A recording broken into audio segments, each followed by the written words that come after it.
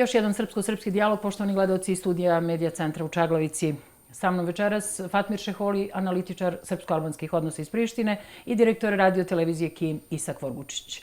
Dobro mi došli, dragi gosti, i odmah da krenemo na pitanje. Kako se mi to mirimo, odnosno Srbi i Albanci, i kako se to sprovodi pomirenje između Srbije i Kosova, odnosno kako se to normalizuju odnosi?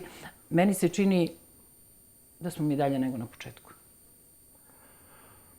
Pa ne znam, dakle, po meni proces pomirenja i proces normalizacije su dve različite stvari. Ne potpuno različite, ali nisu baš potpuno iste.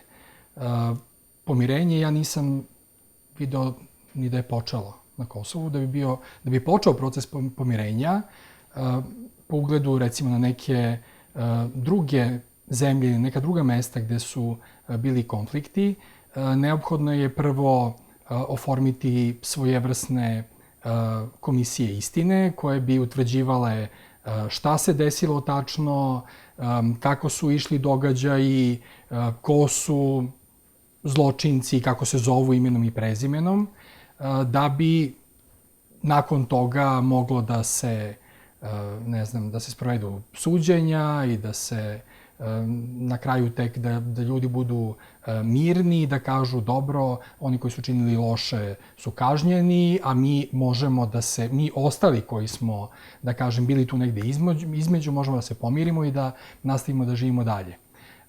Za sada još uvek proces takozvane normalizacije, koja je s vremena na vreme nenormalna, pa, ne znam, nakon 99.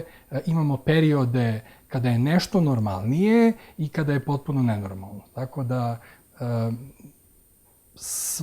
to izmenjivanje raznih perioda čudnih odnosa koji vladaju na Kosovu i koji su uglavnom uslovljeni pritiscima, političkim pritiscima sa strane, da bi se odnosi normalizovali, a ne potrebom ljudi, vapajem ljudi da kažu moramo konačno da napravimo normalne odnose da bi mogli normalno da živimo. A vama, gospodine Šeholi, Briselski sporazum je navodno započeo zbog normalizacije odnosa i zbog pomirenja. Kako vama izgleda? Rekla sam malo pre, meni se čini kao da smo dalje nego na početku. Ima ona stara izreka koja kaže bolje nekad nego ikad. Mislim da ipak ovo što je u Briselu i ovo već 3 godine ovaj sporazum koji pokušava da se sprovodi, doneo nešto novo. A to nešto novo je ta pokušaj normalizacije odnosa između Kosova i Srbije, ali ja bih samo jednu digresiju pravio malu u ovome da bi pokušavao samo da dam odgovor. Vidite, od 2001. Srbi učestvuju u kosovskim institucijama. Ako se sećate, imali ste koaliciju Povratak koja je imala nekad 22 poslanika u Skupštini Kosova. Potom vremenom su imali po 10 poslanika, malo više, 12, 13 i tako dalje, ali neverovatno da ti poslanici Srbi, neću da kažem za nikoga da je nešto Bog zna šta uradio, nisu nešto mnogo učinili da bi ubedili Albance u tom putu ka onome što je Vorgučić sada rekao, pomirenja. Znate, ipak je Srbija... Zar nije, gospodine Šeholi, većina trebalo nešto više da učini nego manjina? Većina je trebala i treba, ali vi znate šta se desilo do 99. ovde. I bilo je pošteno od strane Srba koji su u parlamentu i u vladi i tako dalje, da budu pokretači ovoga što se zove pomirenje. Jer na koga Albanci da se pomire? Ne razumem zbog čega Albanci bi pokrenuli tu kada nad njim i nad Kosovom i govorim do 99. učinjeno veliki zločini. I ja se slažem da treba oni koji su učinili ratne zločine i sve da se nađu pred licem pravde. Bili Albanci, bili Srbi. Gospodine Šeholi, ako se tako vraćamo na 99, onda moramo da se vratimo i na 45, i na 41, i na 912, i ne znam daliko, ali... I na 2004. I nije nam to poenta. Mene interesuje, ja vas pitam, da li se vama čini da je taj briselski proces krenuo od početka, da ima neke rezultati? Koji su to rezultati? Pa imamo rezultate. Imamo, na primjer, Šta imamo? Jaja u Skupštini, Suzovac? pripadnike Ministarstva unutrašnjih poslova Srbije koji su se integrisali u sistem Kosova. Znači, postoji jedan. Imamo polako sistem pravosuđa koji se integriše unutar sistema Kosova. Imamo, evo kao što vidite, sada polako, naravno da ima prepreka i oko zajednice srpskih opština i oko drugih komponenata koje će se, i to je normalno. Ne možemo mi sad da kažemo da sve je med i mleko. Naravno da će biti prepreka, izazova, ali je definitivno da Beograd ima velikog uticaja u ovaj srpski establishment na Kosovu i kao takav kod Albanaca ostavlja veliki i kod samih koalicionih partnera. Oni mogu da kažu sada i PDK i LDK, odnosno Tači i Mustafa, da sve teče kako treba, ali mi vidimo da to nije u stvari realnost kako bi trebalo. Jer vi znate da je, na primjer, Lista Srpska zbog Jablanovića jedno vreme napustila i vladu i skupštinu i tako dalje. Postoji tu mnogo čega, ali je dobro da u Briselu se razgovara. I ja sam zagovornik toga da se u Briselu razgovara, pa neko ostaju tamo i duže vremena samo da nek se nađe dogovor. Gospodine Vorgučiću, gospodin Šeholi kaže da ima veliki uticaj i Beograd na listu Srpska koja je u trenutnom parlamentu Kosova. To su znali predstavnici sadašnje vlasti, mislim na većinsku albansku zajednicu, i oni pregovaraju sa istim tim ljudima u Briselu. Međutim, sada se više ne skrivaju ni da tamo u Briselu padaju teške reči, posebno između premijera Srbije Aleksandra Vučića i prvog potpredsjednika vlade, odnosno ministra inostranih poslova Hašima Tačija. Spavaju po sobama, razne psovke, grube reči padaju. Po meni to nije ni malo diplomatski i ne vodi normalizaciji. Međutim, možda je sa druge strane i dobro, jer pokazuje da su iskreni u svojim namerama da te pregovore dovedu do kraja. Onako, bez uvijanja, balkanski. Kako vama to izgleda? Pa, to što je vama čudno je verovatno zato što niste imali prilike ili što ste žena pa političari pred vama intimno to ne govore, ali tu padaju često psovke i teške reči. Ne znam, dakle, uticaj beogradskog establishmenta koji Fatmir prebacuje na srpsku je, mislim, to je prosto pleonazam. Beogradski establishment utiče na sve. U Srbiji, na Kosovu, mislim, često pokušao i u Republici Srpskoj, tako da to je jedan autoritarni režim, odnosno to su dva autoritarna režima, i u Srbiji i na Kosovu, i to je Brisel iskoristio da dovede do vrhunca hipokrizije briselskim dijalogom koji ta dva režima zbog takvog svog nastrojenja pokušao da su to fini ljudi.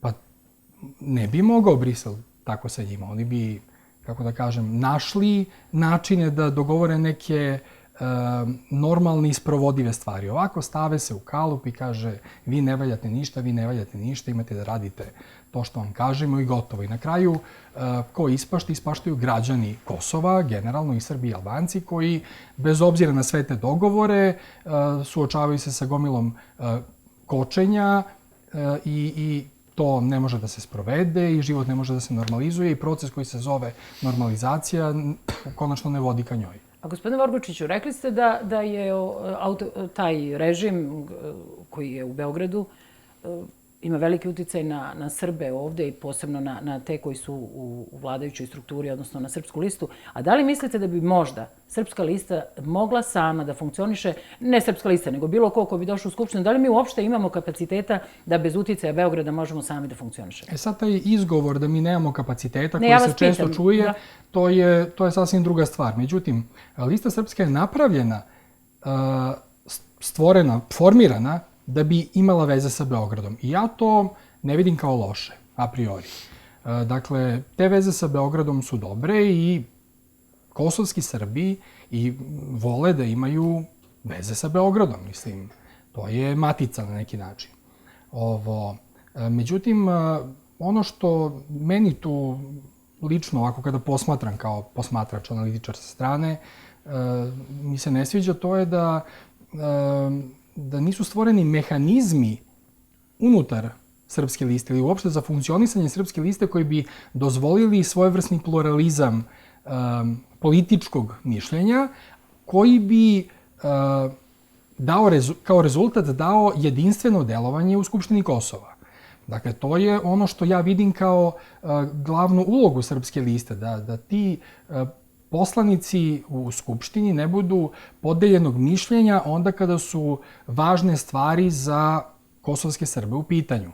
Za ostale stvari, ukoliko nema političke borbe, odnosno ukoliko nema principa da neko bude biran, onda je postavljen tu i ako je postavljen, onda je odgovoran nekom koga je postavio i tu nemate kvalitet, nego nešto drugo.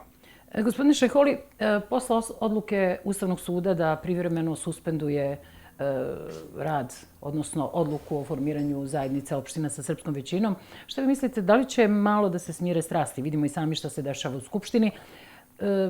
Opozicija najavljuje da neće prekinuti blokadu Skupštine sve dok se ne ukine uopšte, ona je protiv dijaloga sa Srbijom, posebno dok se ne ukine sporazum o zajednici opština sa srpskom većinom i sporazum o demarkaciji granice sa Crnom Gorom. Šta vi mislite, hoće li taj rat plastičnim flašama, jajima, suzavcem da prestane ili će da se nastavi?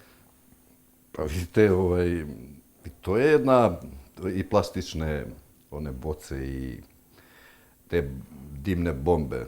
Ja nisam vidio da je suzovac to, jer niko ne plače. Vidim dim da ide ovako. Jeste, moje kolege su plakali tog dana kad su došli. Imamo slučaje u svetu da se i tako se ponašalo u nekim skupštinama. Mislim, ne želim da budem advokat opozicije ovdje, ali što se tiče ove odluke o suspenziji sporazuma zajednice srpskih opština ili asocijacije, kako god želite, ja sam danas imao izjavu za list Danas i ponovit ću kod vas ovde, da je to znao i Beograd, i Brisel, i Priština. Kogod se drugačije ponaša, to je politička floskula koju pokušavaju da bacaju pepe u oči narodu.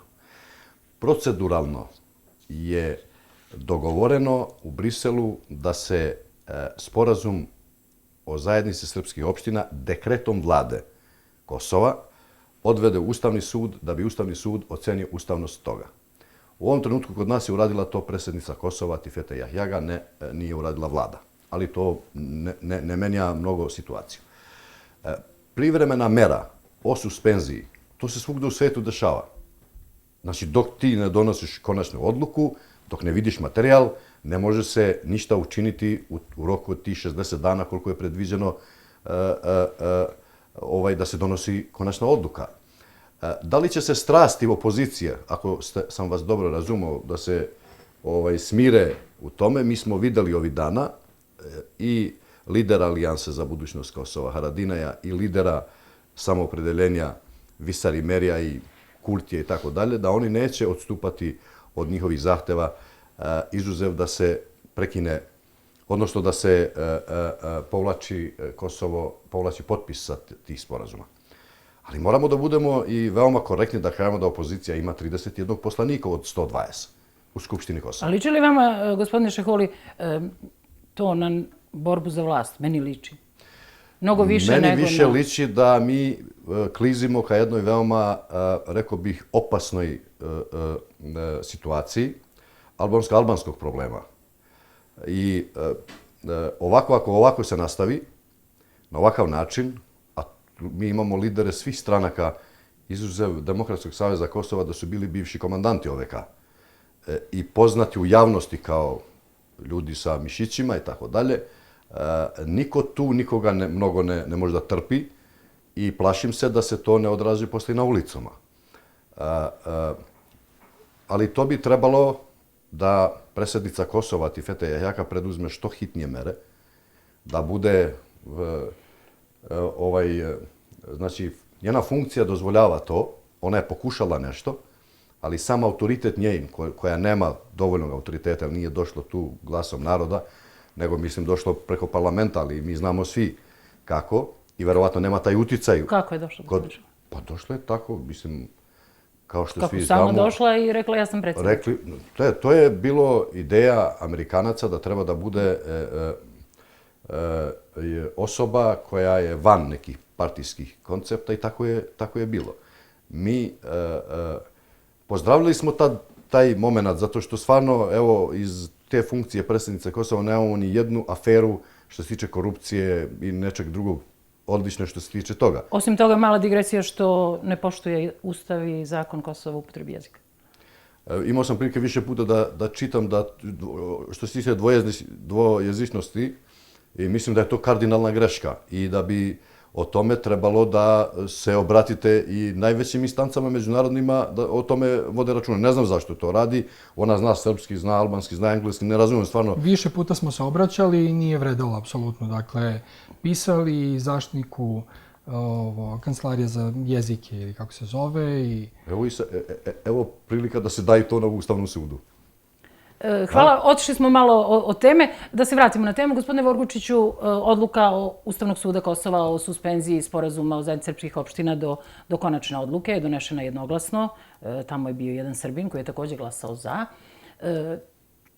Meni se čini da i u kosovskoj javnosti i u međunarodnoj javnosti to je nekako proteklo nečujno i tiho.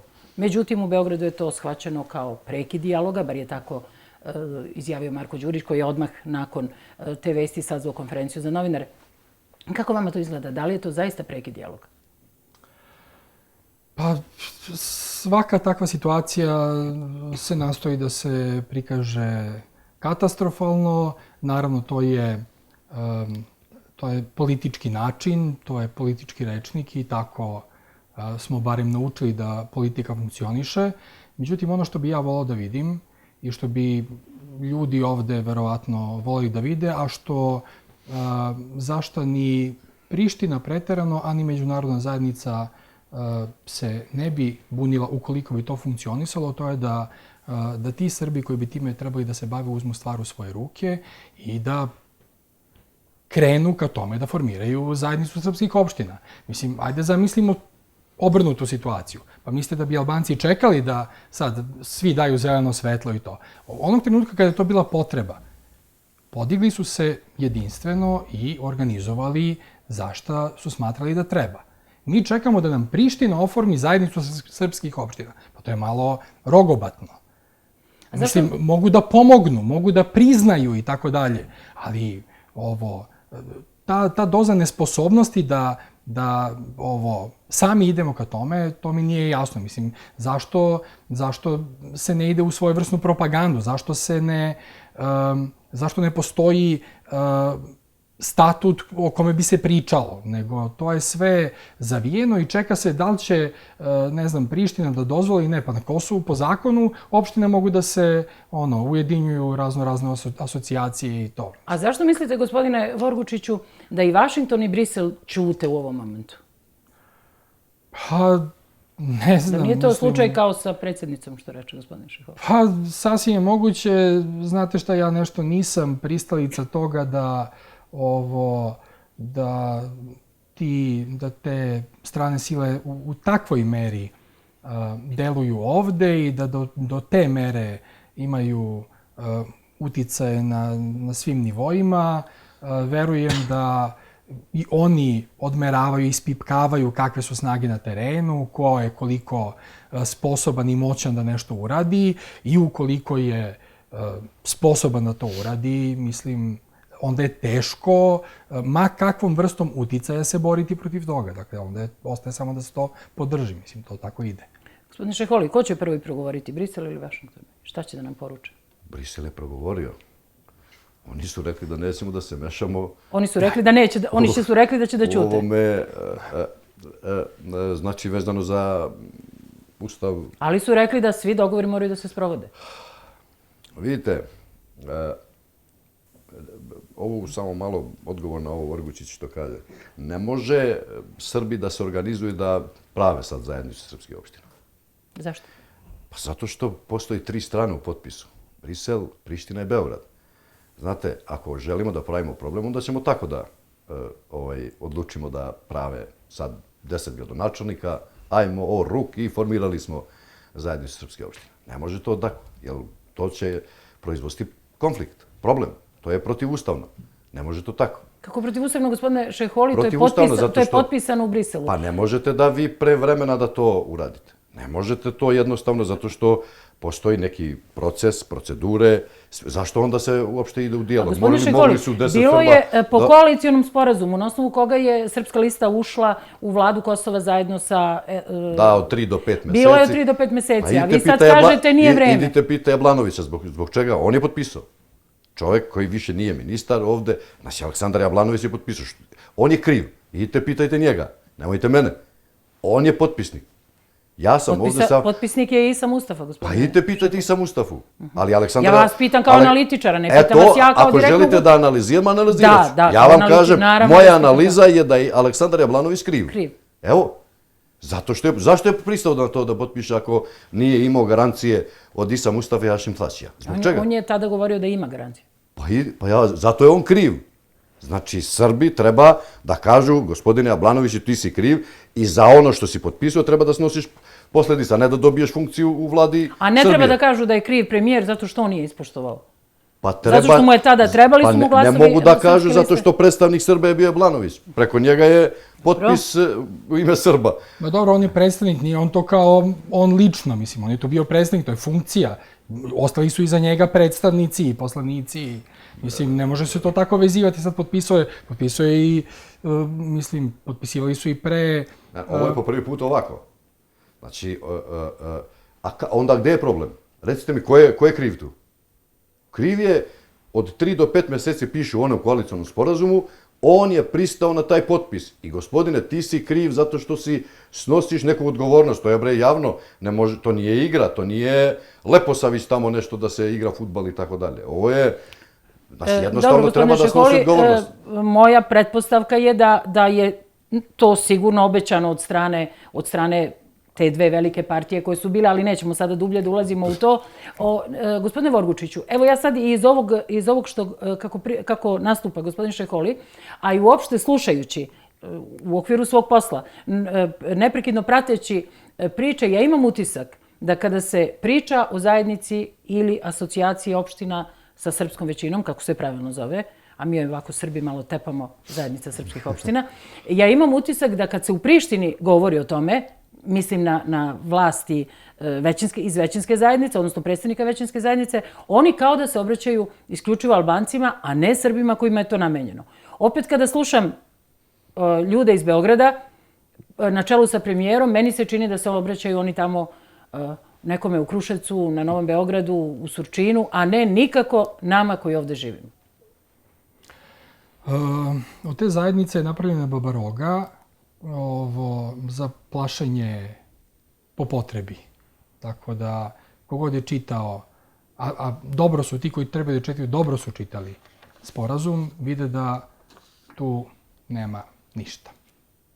Dakle, to je, mislim, sad ne bi vraćao onu priču da li je to, ne znam, sa izvršnim ovlašćenjima ili NVO, dakle, tamo izvršna ovlašćenja se ne pominju i s obzirom na to je potpuno bezvezno kompletna ta mašinerija koja je sad organizovana da se buni protiv zajednice, kao da će to sada vratiti Beograd na Kosovo i da će to ne znam šta.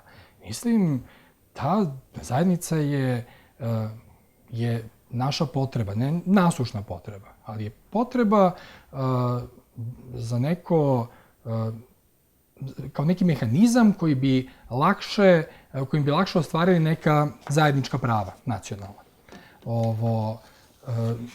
Međutim, dobar deo ljudi, dobar deo Srba, i mi to vrlo dobro znamo, očekuje da će tu naći rešenje za posao koji sada imaju, koji je preko Beograda i za te plate koje primaju. Mislim, posao je malo gruba reč, pošto u većini slučajeva to nije posao, nego je to ili sedenje u Srbiji pa primanje plate ili sedenje u nekim kancelarijama po 10 i kad uđeš ne znaš kome da se obratiš ako ti ne Bože nešto treba. Ali u svakom slučaju tu ima dobar deo ljudi koji radi i koji je koristan u tom svom poslu i koji bi trebali da nađu neki model kroz tu zajednicu kako bi mogli dalje i da rade i da imaju primanja. Dakle, jer pored toga, pored tih ljudi, postojimo i mi na Kosovu koji se rastržemo od prvog do prvog da bi nešto zaradili, da bi mogli da platimo ljudima koji rade za nas i tako dalje, a ima ljudi koji samo sede i primaju 1, 2 ili više plata. Tako da, sa te strane, očekujem da će zajednica rešiti, da će kanalisati ta sredstva koje se izlivaju pre svega iz Srbije i da će moći da se pomognu više ili ljudi ili projekti koje će doprineti razvoju zajednice. Gospodine Šeholi, da li vi mislite da je zajednica srpskih opština samo u stvari izgovor za političku borbu određenih političkih stranaka ili je zaista, evo delom je to rekao i gospodin Vorgučić, nešto od čega zavisi opstanak Srba na Kosovu. Inače, to da je zajednica opština srpskom većinom presudna da bi Srbi ovde opstali, to nam svakodnevno govore političari Srbi koji su ovde na Kosovu. Ne slažem se sa tom konstatacijom, ako kažem, jer Srbi su bili pre, uopšte ovde su živjeli pre tog izgovora zajednice srpskih opština. A nisu imali zajednicu? A nisu imali. Mislim, da ne upotrebim neku grubu reč, da je to glupo, ako se tako uopšte misli. Hoću da kao čovek kažem, što se tiče zajednice srpskih opština, imam dva ovako neka moja mišljenja. Prvo je, kao čovek, to je, ako govorimo o onom ljudskom pravu, humanom, Srbiji se na Kosovu i dalje ne osjećaju baš kako bezbedno, nema povratka i tako dalje.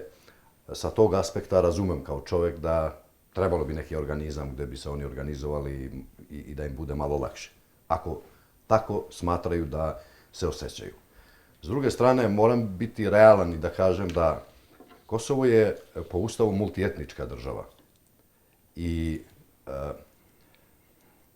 etnički koncept jednog mehanizma kosi se sa ustavom Kosova. Znate, može neko sutra da kaže mi ćemo formirati zajednicu romskih opština ili samo zajednica Roma ili Goranaca ili Crnogoraca ili Egipćana. Pa dobro, to postoji, te zajednice. Pa postoji, ali ne postoji ovakav mehanizam kao za Srbe. Ne postoji, znači, mi ćemo presedan praviti jedan koji ćemo dozvoliti nekom drugom sutra. Ne kažem sad da može se desiti, nego za 10-20 godina. Nego, hteo sam samo da kažem, znači, kao čovek razumem, apsolutno taj mehanizam, zato što postoje specijalna veza sa Srbijom, Srbija financira, imaće pravo preko zajednice srpskih opština da financira i obrazovanje i zdravstvo i mnoge projekte koji će otići preko Centralne banke Kosova, neće otići sada kao što do sad je bilo, platit će ljude i dobro je to što će tako biti, ok, niko nema ništa protiv toga, samo da bude transparentno, ali s druge strane, znači, ako gledamo da budu, što bi rekli, barabar, znate, ravnopravni u svemu, onda mi nećemo imati baš ravnopravnost u bilo kom aspektu kao društvo. Znate, u toj zajednici srpskih opština imate ljude koji će imati, kako da vam kažem, znači, mnogo veće plate nego činovnici ili službenici u vladi Kosova. Odakle taj podatak? Podatak koji imate i sada. Primaju po 2 plate. Da, ali zajednica je upravo sa tim ciljem da ne bi primali po 2 plate. A ko garantuje to da će neće biti tako? Pa, mislim, ko garantuje osnivanje zajednice i to je od početka pitanja. Pa dobro, slažem se, ali... Rečeno je idemo u koaliciju, garantije osnivanje zajednice. Zajednica srpskih opština je institucionalni mehanizam unutar Ustava i vlade, unutar Ustava i zakona Republike Kosova i kao takva sa specijalnim vezama što se tiče Srbije i neka vrsta neutralnosti u smislu između lokalnog i centralnog nivoa, koja je tu, malo pre je rekao odlično gospodin Vorgučić, koja će imati bord, koja će imati neki, kako bi rekao, nekada je bilo izvršno veće, se to zvalo. Imaće savet, svoj savet. Savet, imaće skupštinu imaće mogućnost uticaja u centralnoj vlasti za neke projekte ili nešto već koje sad tu opozicija vidi sasvim drugačije. Jer sporazum kaže upravo tako. I onda kada sporazum kaže tako, meni nije jasno gde je tu prepreka. Pa nema prepreke. Nema prepreke. Prepreke ima, samo još ovo, izvinite. Nema ili ima? Prepreke ima samo u jednom momentu. Zašto opozicija ima pravo u jednom detalju? Zato što je u generalnim principima 9. aprila 2013. kad je potpisan i 25. augusta 2015. Tu su se menjale neke dve kategorije koje nisu iste kao što su ovamo i oni su uvatili za te dve kategorije sada koje daju neku mogućnost. Znate, u sporazumu koji je odnet u Ustavnom sudu se kaže da je zajednica srpskih opština pravni entitet. Ovako piše. I sada tu, šta znači pravni entitet? Jer to znači autonomija, republika. Evo, može sutra da bude i to. Imam sporazum o zajednici kod sebe. Pravni entitet je i preduzeće. Gospodin Šeholi je malo pregovorio o tome da će formiranjem zajednice opština srpskom većinom nećemo svi biti ravnopravni. Inače, do sada, gospodine Šeholi, svi smo ravnopravni, je li tako ovde na Kosovu? Kratko, samo molim vas. Pošto ova predsjednica Kosova ne tretira vas isto kao sve. Mislim i na zapošljavanje u javnim preduzećima, opet pravim digresiju i tako dalje. Problem je kod bivših političara Srba, Boga mi možda i ovih aktuelnih, koji se ne bore za procenat koliko je Ustavom zagarantovano za Srbe. Ovde ćemo na trenutak da stanemo. Da pogledamo kratko jednu hronologiju koju sam ja napravila o zajednici srpskih opština ili ti zajednici ili ti asocijaciji opština sa srpskom većinom od ideje do danas. Šta je urađeno, šta je obećano, šta su parole? Zajednica srpskih opština, zajednica ili asocijacija opština sa većinskim srpskim stanovništvom na Kosovu. Garant opstanka Srba, nevladina organizacija, lovačko udruženje, nešto kao Republika Srpska ili Skadar na Bojani. Ostaje da sačekamo odluku Ustavnog suda Kosova, pa negde u januaru i da saznamo. Zašto nema toliko najavljivane zajednice opština sa srpskom većinom, a bila je glavni adut i u predizbornoj kampanji ujedinjenih srpskih političara na Kosovu. I kasnije, kao kec u rukavu, prilikom sklapanja koalicije za formiranje vlade Kosova. Zajednica srpskih opština garant je opstanka Srba i formirat će se vrlo brzo, već sutra, za nekoliko meseci, obećavali su lokalni srpski političari i tvrdili da je to za Evropu završeno. U koalicionom sporazumu piše 6 meseci od formiranja vlade, a Isa Mustafa je uspeo da sastavi svoju vladu 9. decembra 2014. godine. Obećanja su, kao i u svemu, tako i u politici, i ovakva i onakva. Evo nekih interesantnih koje smo naravno svi zaboravili. Zajednica srpskih opština je budućnost i najsigurnija karta, instrument opstanka srpskog naroda na Kosovu i Metohiji u narednom periodu. Koalicioni sporazum na kome je formirana trenutna vlada u Prištini podrazumeva njeno stvaranje u periodu od 3 do 5 meseci. Zajednica srpskih opština sigurno neće biti nevladina organizacija, sigurno neće biti udruženje pčelara.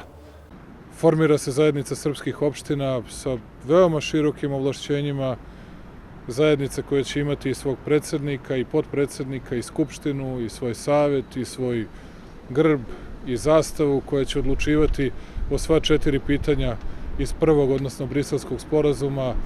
Sa druge strane, od albanske političke elite stizale su oprečne poruke. Zajednica opština sa srpskom većinom će biti slična nevladinoj organizaciji i neće imati izvršno ovlašćenje. Pored lokalnog i centralnog, ne uvodi se treći nivo izvršne vlasti. Asocijacija će biti formirana po važećim, a ne nekim budućim kosovskim zakonima i u skladu je sa Ustavom i planom Martija Ahtisarija. Asocijacija opština sa srpskom većinom neće imati izvršnih ovlašćenja i bit će formirana po postojećem kosovskom zakonodavstvu. Srpska strana je insistirala da asocijacija ima izvršna ovlašćenja, ali je na kraju postignut takav dogovor da ona liči na nevladinu organizaciju. Srpska delegacija je bila veoma nervozna, ali je na kraju potpisala sporazum. Predstavnici zajednice srpskih opština na Kosovu će biti hapšeni ako ne budu radili po zakonu i ne budu poštovali odluke kosovske vlade. A onda su počeli da padaju i prvi potpisi. Sad, obe strane, i Beograd i Priština, moraju sprovesti dogovoreno, opominju iz Brisela. Upravo jedan od razloga za potpisivanje sporazuma o stabilizaciji i pridruživanju Kosova i Evropske unije bio je i čuveni sporazum potpisan 25. avgusta ove godine, čiji je deo i sporazum o formiranju zajednice ili asocijacije opština sa srpskom većinom. Međutim, kosovska opozicija je protiv dijaloga sa Srbijom i izričito protiv toga. I rečima i delom. Prvo, jajima na premijera. Vilja Špejt! Leđo! Siguri? A posle i upotrebom suzavca u Skupštini Kosova. Opozicija neće prekinuti blokadu parlamenta sve dok se ne poništi sporazum o zajednici srpskih opština. Ramuš Haradinaj je rekao jasno i glasno. I drugi opozicioni lideri svašta obećavaju. Teške reči. Ispada skoro ko rat. Institucije nemoćne da obezbede poštovanje zakona. Albina Kurtija iz Samoopredeljenja prvo privode, pa pod pritiskom javnosti puštaju. I šta će predsjednica? Posle neuspešnih pokušaja da smiri uzavrele strasti, očigledno suočena sa ozbiljnim i mogućim pretnjama, Atifete Jahjaga u dogovoru sa vladom Kosova podnosi zahtev Ustavnom sudu da kaže da li je ili nije sporazum o formiranju zajednice opština sa srpskom većinom u skladu sa Ustavom. Srbima ova odluka ne miriše na dobro. Šef poslaničkog kluba i predsjednik Srpske liste odmah reaguje.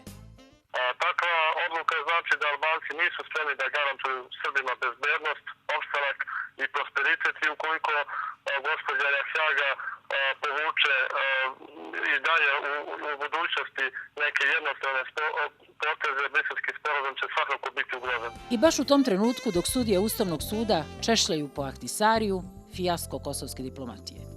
Kosovo nije postalo član UNESCO, iako su za njega glasali svi dokazani partneri i prijatelji sa Amerikom i Nemačkom na čelu.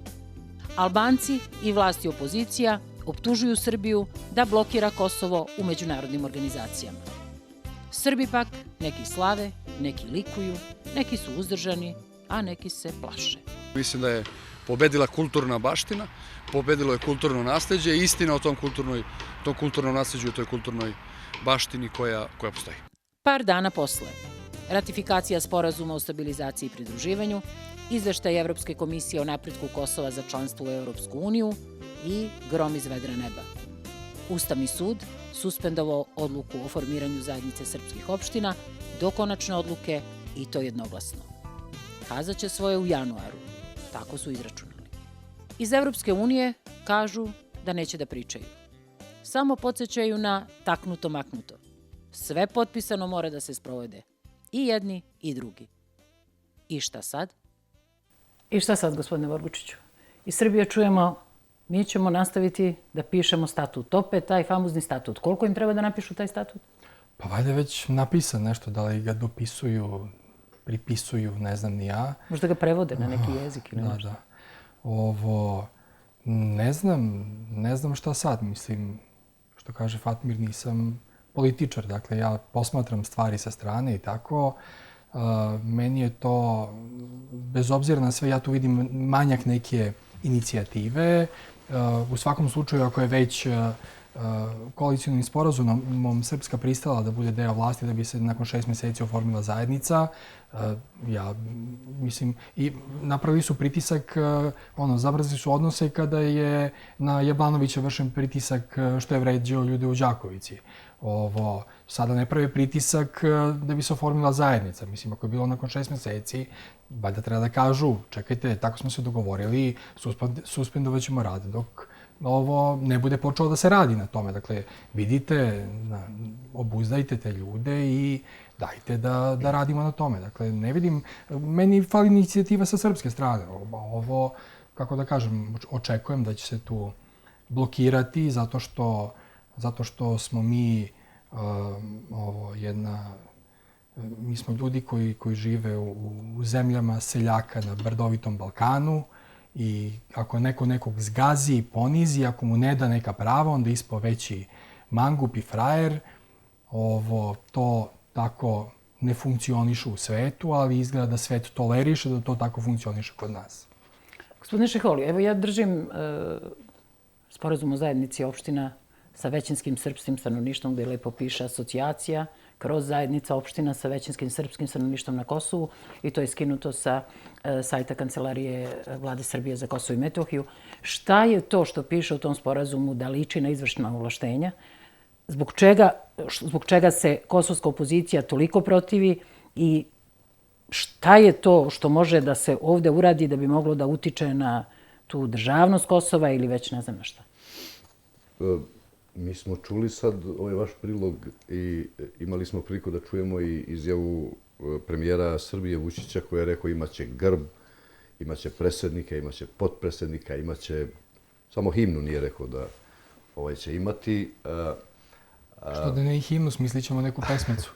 Ili možda bez teksta. Nije strašno. Možda bez teksta, kao kosovsku. Zašto da ne?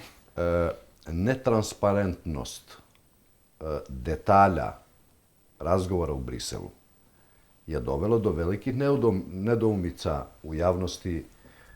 Ja mislim da i nas troje koji smo ovdje, ali i mnogo drugi, ne znaju baš sve što se u Briselu razgovaralo. Pa nam izlaze tako neke stvari povremeno, pomalo. I jednostavno, mi ne možemo sad da damo neki zaključak baš tačan. Da li će ova zajednica srpskih opština biti nevladina organizacija, kao što neće biti sigurno. Da li će biti između NGO i izvršne vlasti, da li će biti izvršna vlast, da li će biti autonomija, da li će biti Republika Srpska ili da li će biti država u državi. Zato što mi nemamo ništa još pipljivo da vidimo... Ali, gospodine Šeholi, piše u okvirima kosovskog zakonodavstva. Piše. Ali piše i srpska. Zajednica srpskih opština. To što je srpskih, ja mislim da najviše smeta.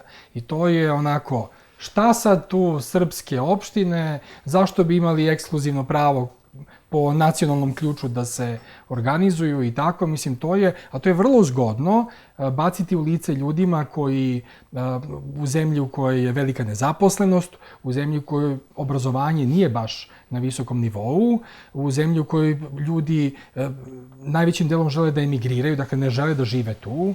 Dakle, najlakše je to baciti i reći, aha, sad hoće oni zajednicu srpskih opština, ako se budemo borili protiv toga, mi ćemo sačuvati Kosovo. Ne bre, dajte da radimo, da se otvore radna mesta, pa ćemo onda sačuvati šta god.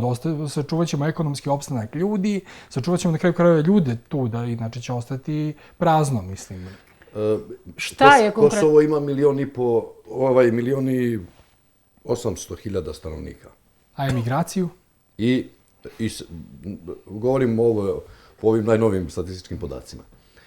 I od 1.800.000 stanovnika je peticiju protiv zajednice srpskih opština i protiv demarkacije sa Crnom Gorom potpisalo 200.000 ljudi. Sada mi moramo biti realni da kažemo tu da većina nije potpisala. Je li tako? I ne verujem da je u albanskom ovako društvu celokupnom toliko pompezno to da ne treba da... I opozicija je za zajednicu srpske opštine. Ona nije protiv toga. Ni u jednom trenutku nije rekla da je protiv zajednice. Kako nije? Ne na ovakav način. Ne. Mislim, evo, dozvolite mi. Izvinite, izvolite. Ne, baš da čujem. Znači, čuo sam ne jednom, nego više puta. Bivšeg lidera Samoopredeljenja Albin Kurtija, lidera Alijansa za budućnost Kosova Ramuša Haradinaja, lidera Inicijative za Kosovo Fatmir Limaja. Svaki od njih, reći ćemo, evo Albin Kurti je rekao, hoću dijalog sa Srbima sa Kosova. To je njegova platforma.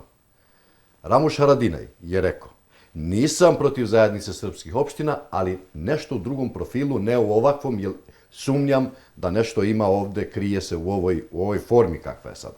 Ali nisam protiv toga. I Fatmir Lima isto također. Znači, ne možemo da kažemo nešto da su oni protiv... Gospodin Školin, možete budete konkretni. Ja sam veoma konkretan. Niste. Šta to konkretno ovde može da... Šta to konkretno ovde smeta Albancima, albanskoj opoziciji? Zbog čega su toliko... Bez obzira što vi kažete da nisu... Odnosno, da su protiv asocijacije ili zajednice opština srpskom većinom u ovom formatu. Pa ne bi bilo... Zato ima protest. Je li ta zastava, je li ta grb, šta li? Niko nije pomenuo ni grb, ni zastavu od njih. Nisam čuo da je neko pomenuo. Svaki grad ima zastavu svoju. Zato protesti postoje. Ima nešto protiv. Ja sam vam malo pre rekao da sa generalnim principima od sporazuma od 2013. i 25. augusta koji je potpisan sporazum za ZSO ima razlike. Nije isto. To vi istražujte pa vidite da li je isto ili nije. Ja vam kažem Što nam ne kažete? U čemu su razlike? Pa evo, vi zovite neke druge u drugoj emisiji kad dođu, koji su merodovni da o tome pričaju, koji su pravnici ustavnog prava, profesori ustavnog prava, ne znam čega, pa da oni to, ja sam vam rekao, piše pravni entitet. To nije pisalo. Znači, dodato je to u 25. avgusta ove godine. Zašto je? Evo, odmah, ja ću kao građanin da pitam zašto je dodato. Moj sin ima jednu malu firmicu koja se bavi uzgojem cveća i piše pravni entitet. Nije isto to, Anđelka. Mislim, izvini, molite. A i nevladine organizacije su pravni entiteti. Ma znam ja da su to sve. Dakle, postoji pravni, postoji privatni. A nije bilo to. U aprilu 2013. godine nije stojao taj termin. I upravo bivši predsjednik Ustavnog suda, Enver Hasani, koji je uzburkao javnost pre 4-5 dana sa jednim svojim tekstom u albanskoj štampi, je kazao da Ustavni sud mora da vodi računa upravo o toj rečenici. I kad to kaže jedan bivši predsjednik Ustavnog suda, za očekivati da će društvo da reaguje. Jer to ne kažem ja, nisam ja pravo, ali kaže neko ko je bio u funkciji. Ali niko ne kaže da sad to treba da se razjasni. Da li je to tako ili ovako. Vidite, zajednica srpskih opština će biti formirana krajem marta naredne godine. Zajednica srpskih opština... To kažete vi ili?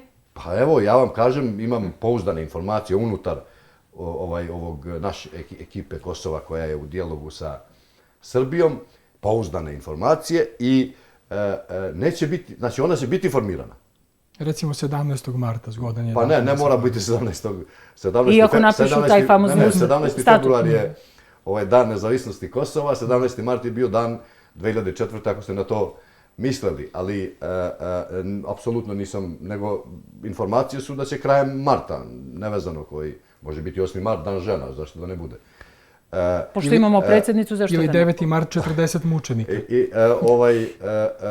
Pa sad ako idemo tamo, svaki neki datum će, i Albanci će da kažu, ne ovo, mislim, ne bi trebalo da... U kom obliku, na kakav način će se postići dogovor sada, posle ove konačne odluke Ustavnog suda? Shvatite, suspenzija koja, ta reč, svugde u svetu je to tako do momenta. Međutim, imamo jedan mali problem.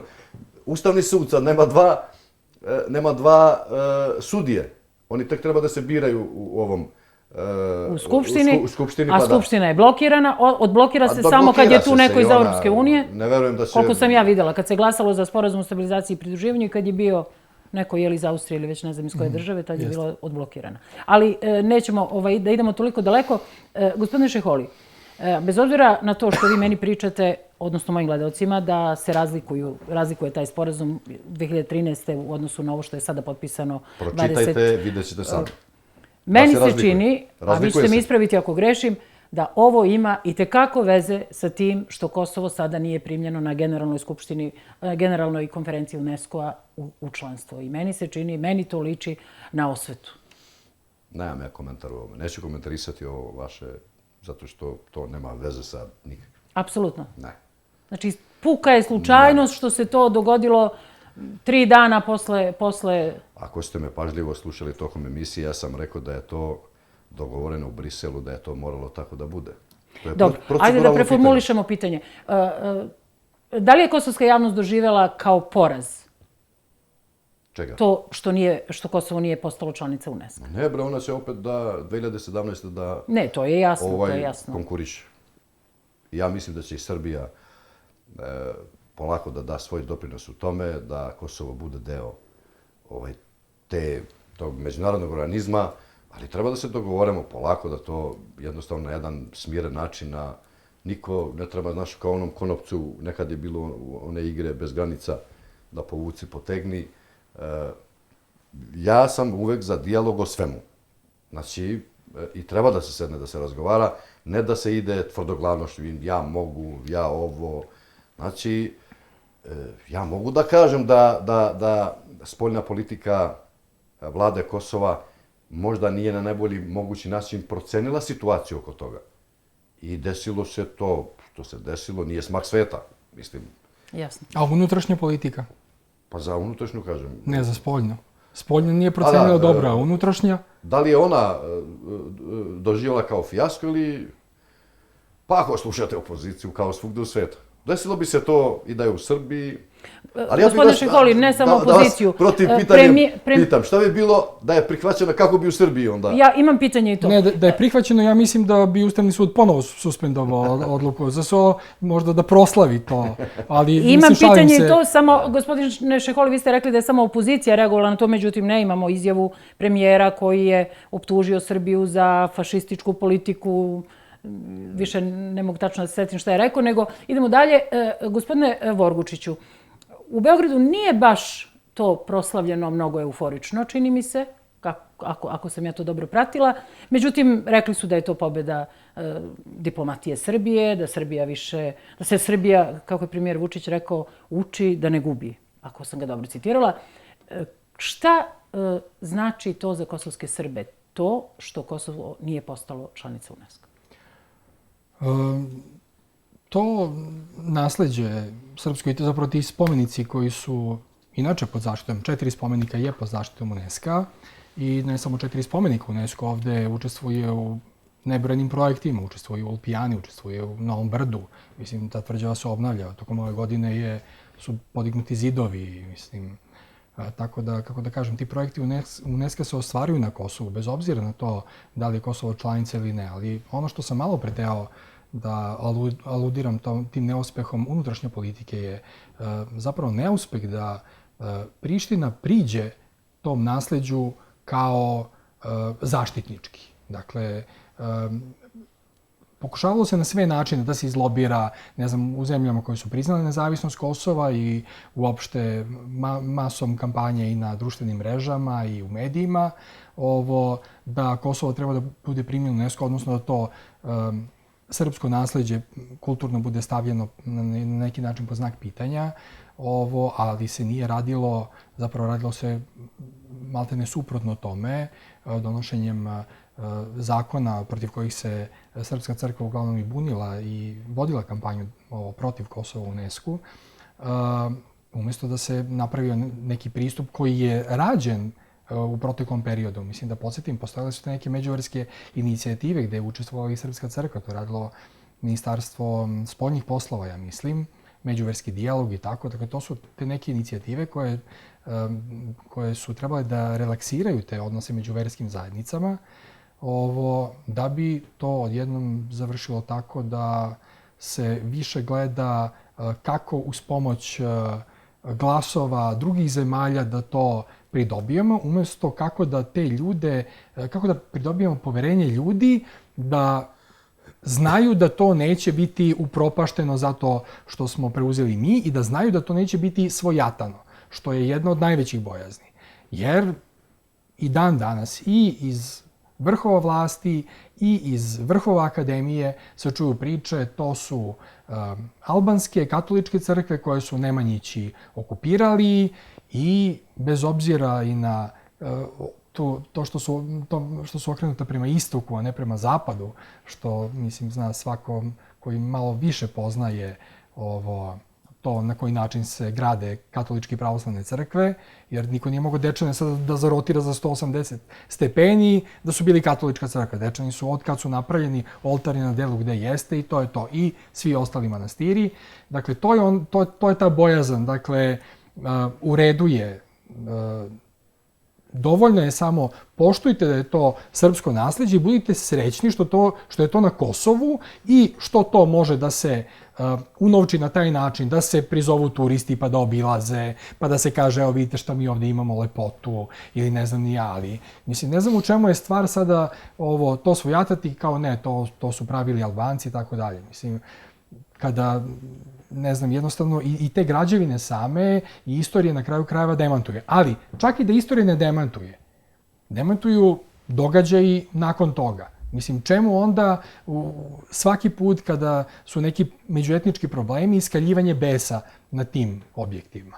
Mislim, zašto je paljena Ljeviška ako je to albanska katolička crkva i to u vreme kada niko tu nije bio? To je bilo prazno, zatvoreno samo. Mislim, ako je to revolt prema Srbima, onda uzmi pa neku, ne znam, novu crkvu koja je napravljena kao što su i rušene, a ne ono što je, da kažemo, zašto se tvrdi da je albansko.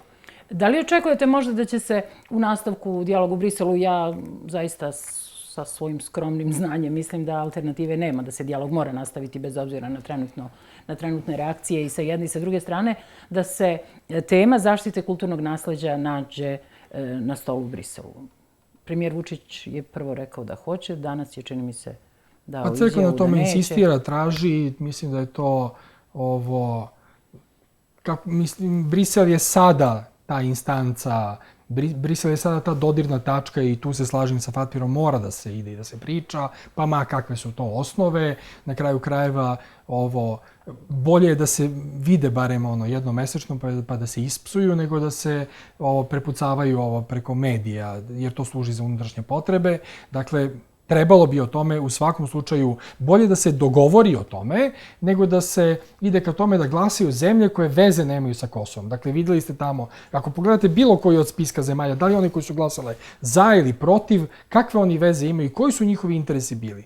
Ja ne bi spekulisao, ali najverovatnije se tu nisu rukovodili interesima ili nisu se rukovodili znanjem da su pročitali o Kosovu, o tom nasleđu i rekli da, glasat ćemo zbog toga i toga, zato što je to dobro ili zato što to nije. Dakle, razgovor o tome je neophodan u Briselu i zato mi nije jasno nije mi previše jasno zašto Priština odbija da se o tome razgovara u Briselu. Gospodine Šeholi, da li vi mislite da bi trebalo o kulturnoj baštini razgovarati u Briselu?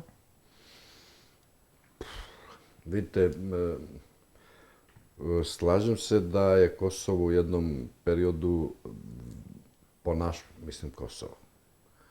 Određeni ljudi su se ponašali prema crkvama, manastirima. Znamo svi šta se desilo 2004. odnosno 17. marta.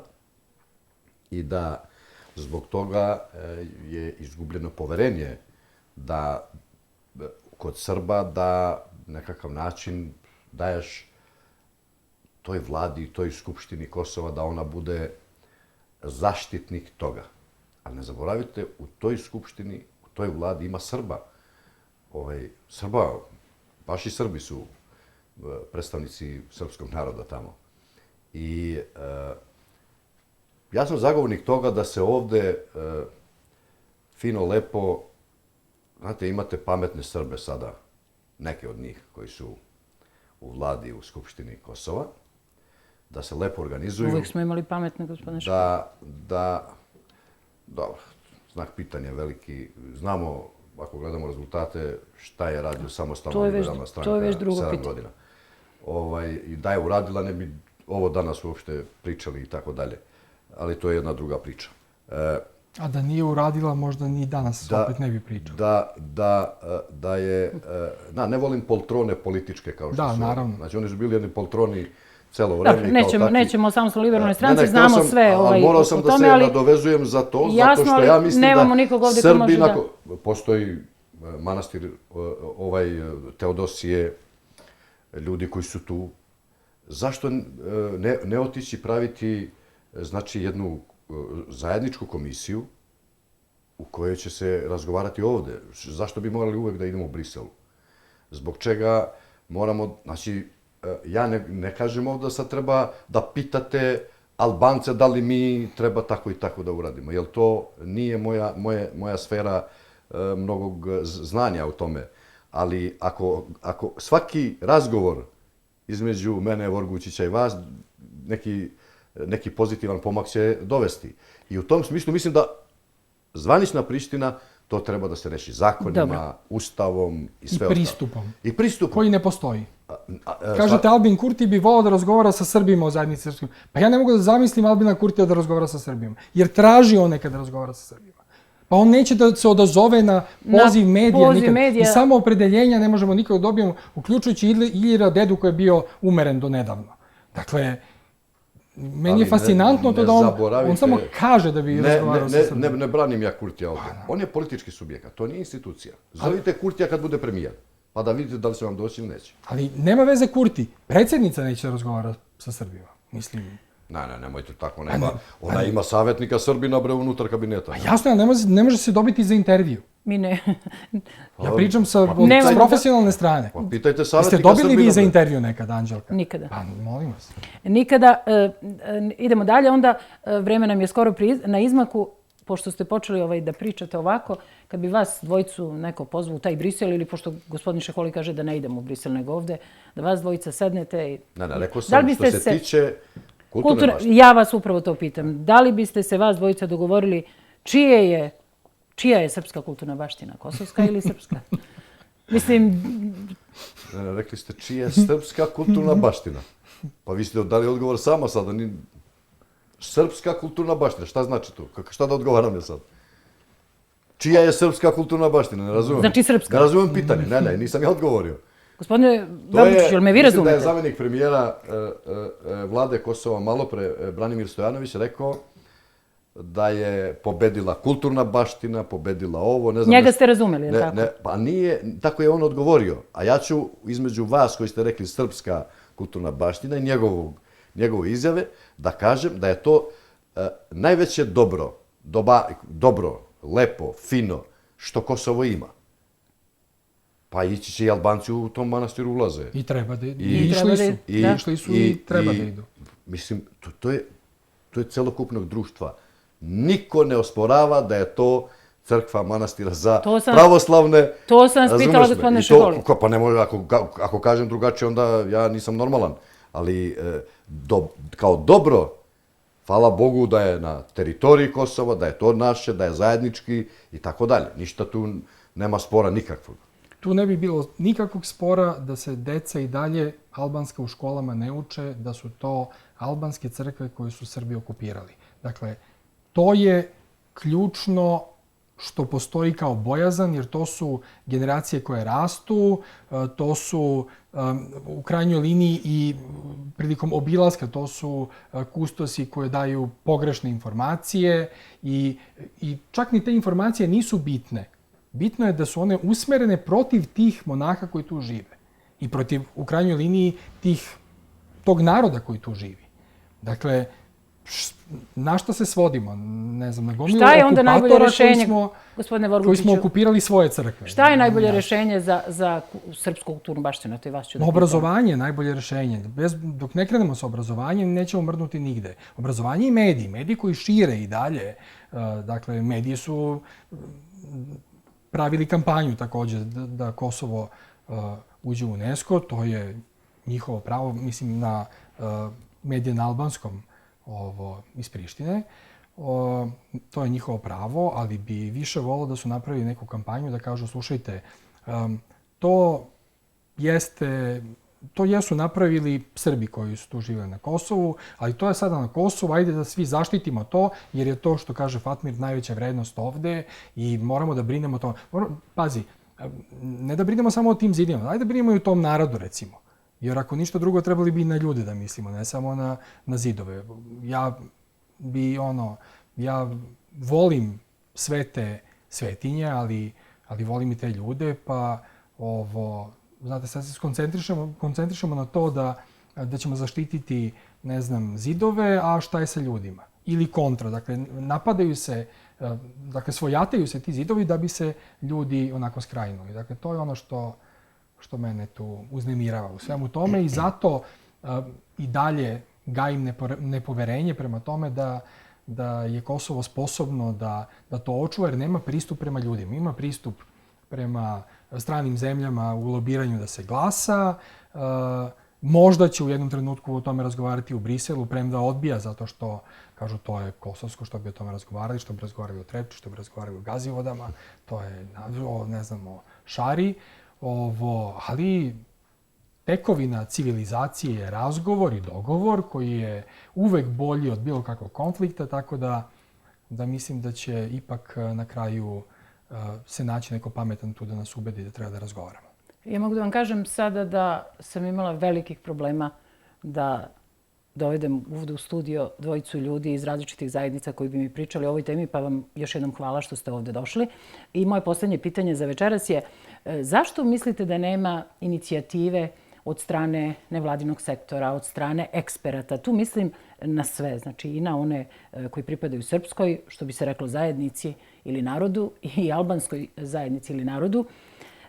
Nema nikakve kolegijalne rasprave da sednu ljudi, ovo o čemu je gospodin Vorgučić govorio, pa da mladi mogu da obilaze, da saznaju, ali da saznaju istinu, da se nađe, da se svima prezentuje istina o svemu tome što ima Kosovo. Znači, to su i srpski spomenici, srpska kulturna baština, ali imamo tu i stare džamije i ostale materijalne... I tursku baštinu. Jeste, i tursku baštinu, i ostale materijalne i nematerijalne, materijalnu i nematerijalnu baštinu, folklor, knjige, muziku. Zašto mislite da niko se nije setio da napravi jedan okrugli sto? I šta mislite kad bismo mi sada, evo nas troje, to predložili, da li bi nam ta sala bila puna ili prazna? Znate zbog čega? Biću veoma kratak i mislim da ćemo se složiti svi troje. Nema toga zato što sve nevladine organizacije koje vrede nešto na Kosovu, instituti i tako dalje, svakog božjeg dana moraju da se bave koliko je korupcija na Kosovu, koliko je organizovani kriminal, koliko je taj... Čekajte, nisam vas razumela. Oni se to bave onako ili ima toliko korupcije i kriminala da nemaju vremena? To pitajte njih. Pa ne, vas nisam razumela. Šta ste li da kažete? Apsolutno da na Kosovu je nivo korupcije na jednom enormnom kapacitetu ovako. I ako imate to, a imate, onda nevladin sektor ne može ni da se bavi mnogo ovim pitanjima koje ste vi naveli. I šteta je što je to tako, ali samo pročitajte izveštaje Agencije protiv korupcije i bit će vam jasno sve. Znači, svakog božjeg dana, ja pratim štampu albansku svaki dan, pravim neke biltene, analize oko toga. Nemate dan da nemate, znači, katastrofalne podatke o tome koliko je korupcija. I ne samo nevladin sektor Kosova. Međunarodne organizacije o tome govore. Dali ste mi odličnu temu za sledeću emisiju. Gospodine Vorgučiću, šta vi mislite, da li bi bilo moguće sastaviti eksperte, stručnjake, predstavnike različitih verskih koncesija i tako dalje, da sednu i da razgovaraju o kulturnoj baštini u cilju zaštite i baštine i ljudi o kojima ste malo pregovarali? Pa možda verski predstavnik je pre od stručnjaka i akademika, jer tu postoji i dalje jaz. Verske zajednice se barem priznaju međusobno. Tu su jasne razlike, ali je i jasno priznavanje. Mislim, u to se niko ne meša. A što se tiče akademije, dakle, tu postoji, ne znam, ono što je pod Prištinskim ministarstvom, ono što je pod Beogradskim ministarstvom i onda su tu uvek nedoumice treba li mi tu da učestvujemo, trebamo li mi tu da razgovaramo uopšte, kada postoji ta neka vrsta nepriznavanja univerziteta. Tako da mislim da je to taj prvi kamen spoticanja, ali svakako ukoliko bi ljudi... A drugi je ova korupcija. A drugi, korupcija je samo nešto što odlači taj nevladin sektor da se bavi tim stvarima, a drugo, ovo nije toliko privlačno i verovatno ni za strance da to podrže, jer ti fondovi dolaze uglavnom iz inostranstva, ali bi možda za te fondove moglo da se nađe u republičkom budžetu, pa da se onda podrže takve inicijative koje bi bile odlične, naravno, ali, kažem, još uvek ljudi ne mogu da prevagnu to da treba razgovarati i onda, pored toga, treba imati i, kako da kažem, dosta živaca i stomaka da se proguta sve da bi na kraju ipak moglo da se dogovori o nečemu. Jer šta god da se krene, uvek završamo sa tim ko je prvi počeo i ko je prvi došao ovde. Hvala vam lepo. Poštovani gledalci, gledali ste još jednu emisiju Srpsko-srpski dijalog iz studija Medija centra Čaglavice. Ja sam Anđelka Ćup. Vidimo se ponovo za 2 nedelje. Prijatno.